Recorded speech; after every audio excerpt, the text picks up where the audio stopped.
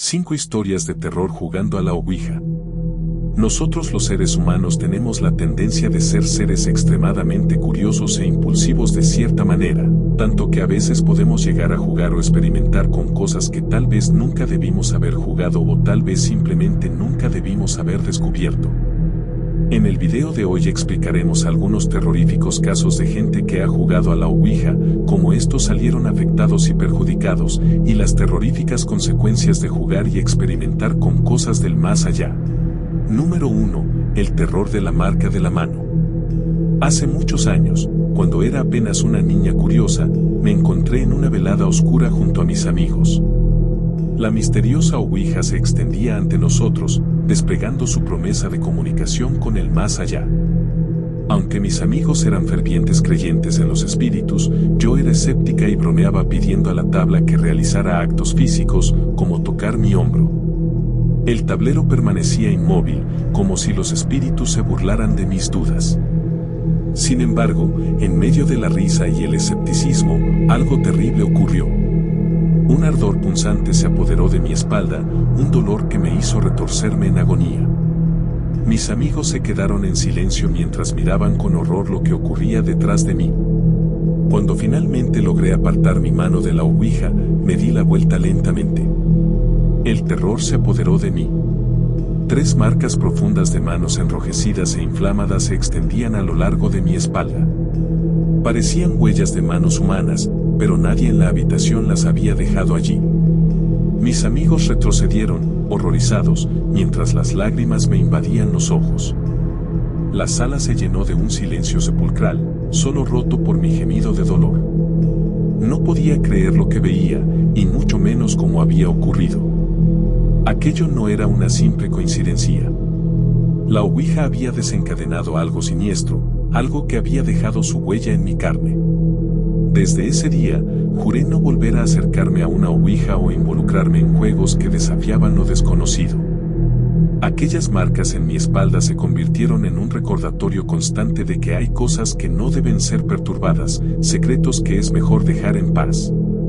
El miedo y la incertidumbre se convirtieron en compañeros constantes en mi vida, y la experiencia me hizo entender que, a veces, es mejor no buscar respuestas en el mundo de lo sobrenatural, porque las respuestas que se encuentran pueden ser mucho más aterradoras de lo que uno espera. Número 2. El susurro del más allá. Hace algunos años, después de una experiencia paranormal inquietante en mi casa, decidí conseguir un tablero Ouija.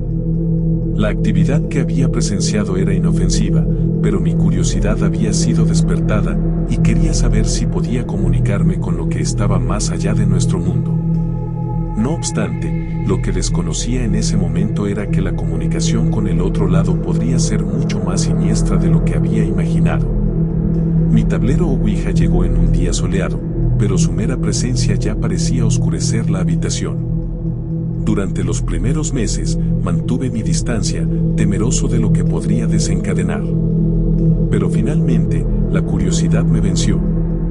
Decidí probarlo solo, la atmósfera estaba tensa y el aire se sentía más denso. A medida que la planchette se deslizaba sobre el tablero, comenzaron a formarse figuras de 8, un símbolo de advertencia que había aprendido a temer. Sabía que era una mala señal, una indicación de que algo demoníaco estaba presente. Paralizado por el miedo, mantuve mis manos alejadas del tablero. No sabía cómo reaccionar. Las figuras de 8 se multiplicaron, y una sensación helada se apoderó de la habitación. Mis latidos del corazón retumbaban en mis oídos, mientras una sensación de peligro se apoderaba de mí. Después de un largo tiempo, las figuras de 8 finalmente se detuvieron, y el ambiente se volvió más tranquilo. En ese momento, supe que debía ser cauteloso, pero la curiosidad seguía atormentándome. Decidí volver a utilizar el tablero Ouija, esta vez con una pregunta específica en mente. ¿En qué lugar de la habitación te encuentras?, pregunté en voz baja, con la mirada fija en la planchette. Mis ojos se nublaron y vi una imagen vívida en mi mente, mi cabeza lanzada hacia atrás en una posición incómoda, con algo oscuro y amenazante acechando a mi alrededor. La imagen era tan real que sentí un escalofrío recorriendo mi espina dorsal. Entonces, una voz siniestra, apenas un susurro, pero claramente audible, me dijo, contigo. Un sudor frío empapó mi frente mientras mis ojos se aclaraban. Me sentí atrapado, vulnerable y a merced de una entidad maligna que había invocado sin querer. La sensación de peligro era abrumadora, y supe que debía tomar una decisión drástica. Sin perder un segundo, recogí el tablero Ouija y lo envolví con cuidado. Decidí que no quería tener nada más que ver con aquel objeto siniestro y peligroso. Lo vendí a la primera oportunidad que tuve, alejándome de él con la esperanza de que esa entidad demoníaca que me había acechado quedara atrás. A partir de ese día, evité cualquier intento de comunicación con el más allá. Aprendí la lección de que abrir ciertas puertas podía llevar a consecuencias inimaginables. La experiencia me dejó marcado, y me hizo comprender que hay cosas en este mundo que es mejor dejar sin explorar, especialmente cuando se trata de lo sobrenatural.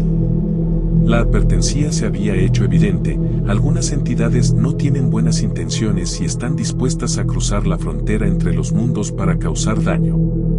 Desde entonces, he vivido con un temor constante a lo desconocido, sabiendo que el mal puede acechar en cualquier momento, esperando su oportunidad para regresar. Número 3. El viejo amigo de mi hijo. Cuando mi hijo estaba en cuarto grado, llegó a casa de la escuela diciendo que había jugado a la Ouija en el recreo, y que él y sus amigos habían hablado con un chico de 13 años que había vivido durante la Guerra Civil. No le di mucha importancia en ese momento, pensé que era solo un juego de niños, una forma de asustarse unos a otros en el patio de la escuela. Pero luego, unos días después, las cosas empezaron a tomar un giro siniestro. Mi hijo y sus amigos jugaron a la Ouija de nuevo en el sótano de nuestra casa. Mientras observaba desde la escalera, vi cómo las manos de los niños se movían sobre el tablero, deletreando palabras extrañas y enigmáticas. Mi hijo, en trance, miraba fijamente hacia el tablero, sus ojos vidriosos. El espíritu, según mi hijo, se presentó como Samuel. Decía ser un joven de 13 años que había vivido durante la Guerra Civil y que había perdido la vida en un campo de batalla. Samuel les contó a los niños historias espeluznantes de la guerra y cómo murió. Decía que estaba solo y que necesitaba amigos, que quería compañía en el más allá. Al principio, pensé que era solo la imaginación de unos niños, pero mi hijo comenzó a cambiar. Empezó a hablar constantemente de Samuel, como si fuera su mejor amigo. Pasaba horas en el sótano jugando a la Ouija, tratando de comunicarse con él.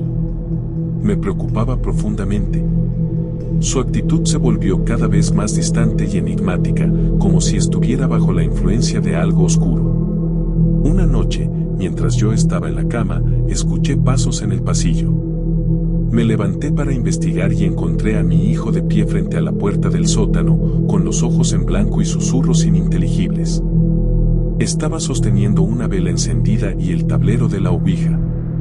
Me asusté y traté de alejarlo de allí, pero se resistió, murmurando que Samuel lo estaba llamando. Fue entonces cuando supe que algo no estaba bien. No era solo un juego inofensivo. Había algo en ese tablero de la Ouija, algo que había tomado control de mi hijo. Lo arrastré lejos del sótano y apagué la vela. Luego, llamé a la escuela y les imploré que tomaran medidas para detener el juego. Con el tiempo, mi hijo comenzó a recuperarse lentamente. Afortunadamente, la influencia de Samuel se desvaneció y el juego de la Ouija quedó en el pasado.